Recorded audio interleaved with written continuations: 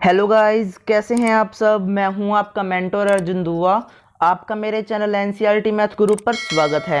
आज हम स्टार्ट करेंगे बिजनेस स्ट्रैटेजिक्स में हमारा first chapter introduction to statistics. तो हमने इसमें जो है पहले इनके मीनिंग कर लिए हैं, डेफिनेशन मैंने आपको करवा दी थी और उसके फीचर्स मैंने लास्ट टाइम आपको करवा दिए थे। आज हम इसकी सिंगुलर सेंस के अकॉर्डिंग यानी कि जो सेकंड डेफिनेशन रहेगी वो हम इसके बारे में डिस्कस करेंगे।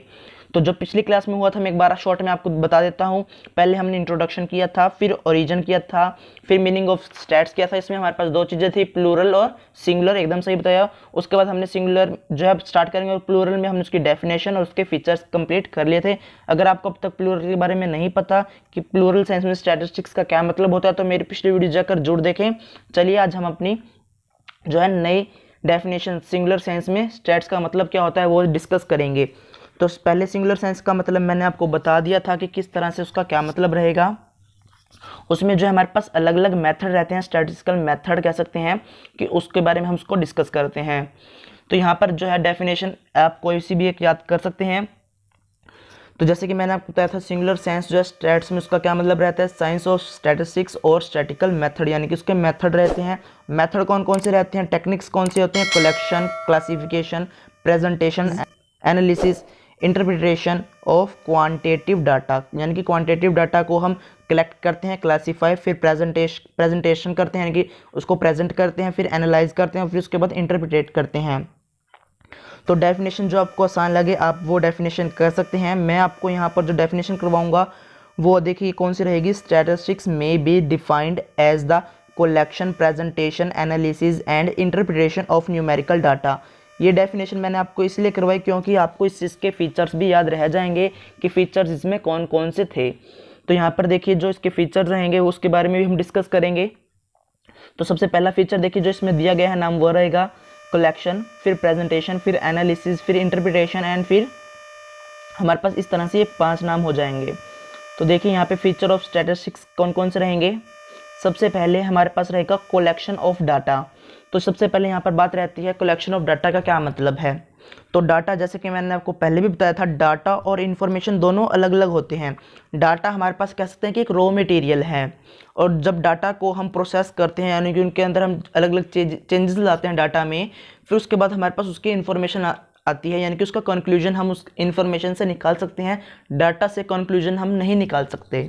तो सबसे पहले डाटा को कलेक्ट करेंगे, यानी कि डाटा को कलेक्ट करने के भी हमारे पास 2-3 तरीके होते हैं कि अलग अलग तरीक़ों से हम डाटा कलेक्ट कर सकते हैं। तो सबसे पहला कि हम खुद जाकर लोगों से मांगे कि भाई आपका क्या नाम है, क्या उम्र है, इस तरह से डाटा कलेक्ट कर सकते हैं। यानी कि हमारे पास डाटा दो तरह से हो जाता है कलेक्ट, एक प्राइमरी डाटा और एक सेकेंडरी डाटा। प्राइमरी डाटा में जैसे कि मैंने आपको बताया कि हम हर एक पर्सन के पास जाकर उसका डाटा कलेक्ट करते हैं, और इस तरह से जो सेकेंडरी डाटा है वो पहले ही किसी ने कलेक्ट किया हुआ होता है, वो इंटरनेट पे हमें मिल सकता है, या फिर हमारे पास कोई पुरानी फाइल्स पड़ी हुई उसमें डाटा हो सकता है। वो डाटा हमारे पास सेकेंडरी डाटा हो जाता है। यानी कि डाटा हमारे पास दो तरह से हो सकता है, प्राइमरी और सेकेंडरी। जो खुद जाकर लेकर आएंगे वो प्राइमरी, जो पुराना हम किसी फाइल से लेते हैं तो वो कौन सा होगा, सेकेंडरी डाटा। इसी तरह से नेक्स्ट ऑर्गेनाइजेशन ऑफ डाटा, यानी कि उसको ऑर्गेनाइज करना, यानी कि उसको अब जो है ऑर्गेनाइज यानी कि इन हिस्सों में इस तरह से लेकर चलना। जैसे कि मान लीजिए यहाँ पर मैं आपको एग्जांपल लेकर चलते हैं कि टाइम के बेस पर हम लेकर चलें, प्लेस के, क्वांटिटी के, इस तरह से जो है हम उसको अलग ग्रुप में बांट सकते हैं। यानी कि इसको कह सकते हैं कि ग्रुप में डाटा को बांटना। यानी कि हमने यहाँ पर लेकर चले ये टाइम है, टाइम का डाटा हो गया, ये हमारे पास प्लेस के अकॉर्डिंग डाटा हो गया, इस तरह से ये हमारे पास क्वांटिटी हो गई, हमारे पास ये पर्सन के नेम हो गए। इस तरह से जो डाटा को अलग अलग ग्रुप में बांटना। तो सबसे पहले हमने डाटा को कलेक्ट किया, फिर उसको ग्रुप में अलग अलग ग्रुप में उसको बांटा, यानी कि उसको क्लासीफाई किया या फिर कह सकते हैं ऑर्गेनाइज किया। इस तरह से नेक्स्ट हमारे पास बनता है प्रेजेंटेशन ऑफ डाटा, यानी कि अब जो डाटा हमने ऑर्गेनाइज पहले कलेक्ट किया फिर ऑर्गेनाइज किया, यानी कि अब जो ग्रुप्स बन गए उनको अब प्रेजेंट कैसे करें वो हम इसमें देखेंगे किस तरह से प्रेजेंट कर सकते हैं, यानी कि प्रेजेंटेशन ऑफ डाटा। उसके लिए हमारे पास जो है अलग अलग तरीके होते हैं प्रेजेंट करने के। हम उसको टेबल की फॉर्म में बता सकते हैं। देखिए टेबल इस तरह से कि यहाँ पे नाम है, यहाँ पे फादर नेम, यहाँ पे मदर नेम, इस तरह से हमने उसको डिफाइन कर दिया। एक तो ये तरीका हो गया। एक हमारे पास ग्राफ के अकॉर्डिंग हो जाते हैं। ग्राफ भी हमारे पास अलग अलग तरीके के होते हैं, वो भी हम इसमें डिस्कस करेंगे। ग्राफ में हमने दिखा दिया कुछ इस तरह से, कोई डायग्राम हमने बनाकर दिखा दिया। इस तरह से जो है अलग अलग तरीके होते हैं डाटा को रिप्रेजेंट करने के। जो जितने भी तरीके डाटा को रिप्रेजेंट करने के होंगे वो किस में आएंगे, प्रेजेंटेशन ऑफ डाटा में आ जाएंगे। इसी तरह से जो नेक्स्ट रहेगा एनालिसिस ऑफ डाटा।